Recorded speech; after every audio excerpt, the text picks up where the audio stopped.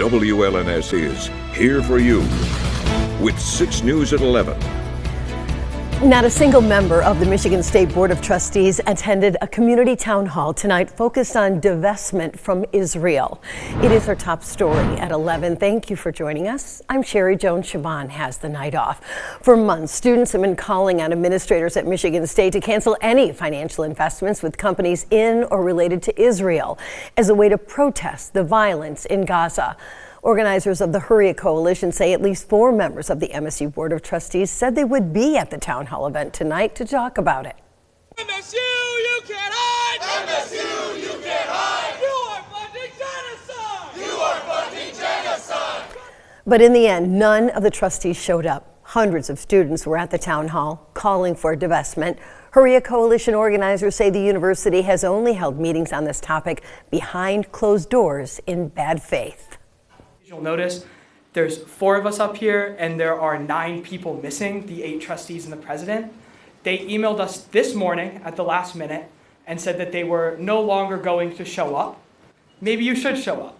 We're going to pack a room with a couple hundred people and they have a lot of questions for you. And we think in your mission of civil discourse, which I think we've pretty well shown is a lie, they chose not to show up. Michigan State University has claimed in the past year that it has no direct investment in Israeli companies. Staying with politics, President Donald Trump blocked transgender athletes from competing in women's sports. As Hannah Brandt reports, this doesn't just apply to school sports teams. It will also affect the 2028 Olympics in Los Angeles. With a bleacher full of female athletes behind him, President Donald Trump issued an executive order banning transgender women from playing on women's sports teams. The war on women's sports is over. The move reverses the Biden administration's interpretation of the Title IX law and prohibits athletes who are biologically male from competing in women's sports. This common sense action from President Trump ends the disgusting betrayal of women and girls by the previous administration, who for years catered to radical activists who wanted biological males to be treated as women. Democratic Senator Mark Warner argues this shouldn't be decided at the federal level. This issue, particularly around sports participation, ought to be left to the sports leagues.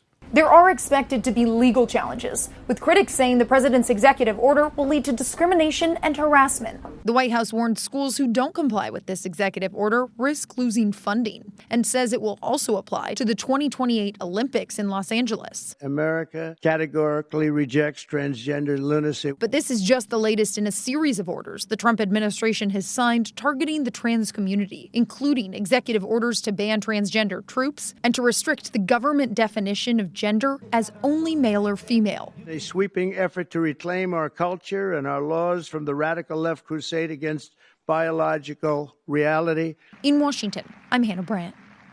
Staying with Washington news tonight, the Trump administration has offered a buyout to every single employee at the Central Intelligence Agency.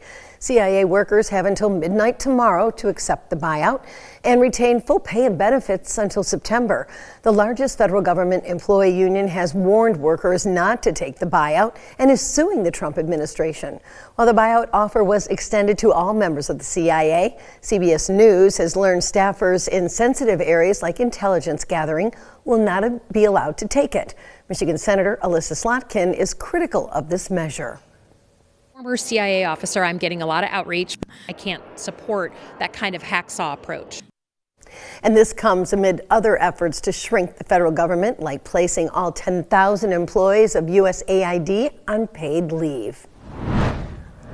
It's Wednesday, and that means it's time for our exclusive Crime Stoppers report. And this week, law enforcement around the capital area want your help finding 3 fugitives, one of whom is just 16 years old. So take a look and see if you can help.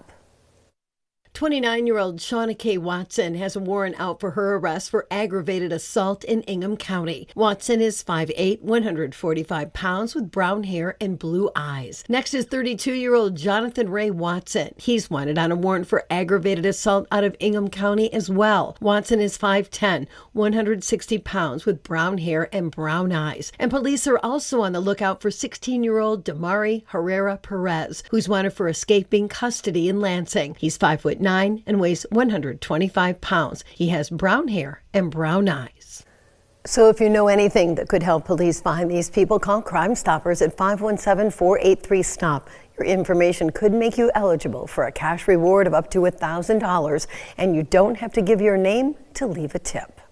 Staying with crime news tonight, Lansing police are applauding their canine Luca after he successfully tracked down the suspects in an armed robbery over the weekend. It happened on the south side of Lansing. The suspects ran off, and Luca led police on a lengthy track before finding them in an abandoned house. The suspects surrendered without incident and were taken to jail.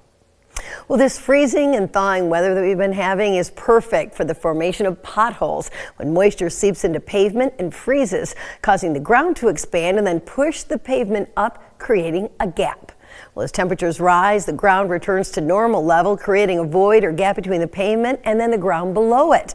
And when vehicles drive over that gap, the pavement weakens, leading, you guessed it, to a pothole. You can report potholes by calling 1-888-296-4546. You can also find information under the Scene on 6 section of our website, WLNS.com. From Storm Tracker 6, this is Weather First, sponsored by Auto Owners Insurance. Simple human sense. No major changes to the forecast tonight, which is this is not going to be a huge ice storm for us, but there will be some snow, a little sleet, and parts of the area could see a bit of freezing rain. Here's a look at the potential for freezing rain tonight through tomorrow morning. Just trace amounts along I-96. You head further south along I-94 and especially south of I-94. That's where the best prospects for some significant icing. But even there, we're talking a tenth of an inch or less. Any freezing rain, of course, can create slippery travel. So even with trace amounts, just use caution out there tonight into tomorrow morning. In terms of snowfall, we're generally looking at around a trace to less than an inch. Although, as I said, somewhere in the area, there may be a spot or two that picks up a little over an inch of accumulation. Not a huge event for us either, but it impacts the morning travel. A look at the Doppler radar tonight. They have mainly snow showers now moving into Jackson County, but I would suspect there's probably a little bit of sleet in there as well.